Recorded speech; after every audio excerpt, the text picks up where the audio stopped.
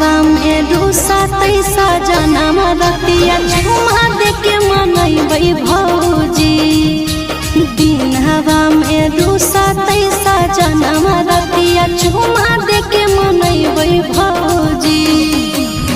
टूटतै झुमका बात बजरिया जाके सोनारवा से जोड़बै भौजी।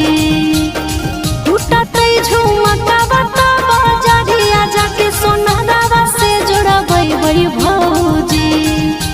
दिन हवा में रूसा तैसा जनम रतिया झुमा देके मनैबै भौजी।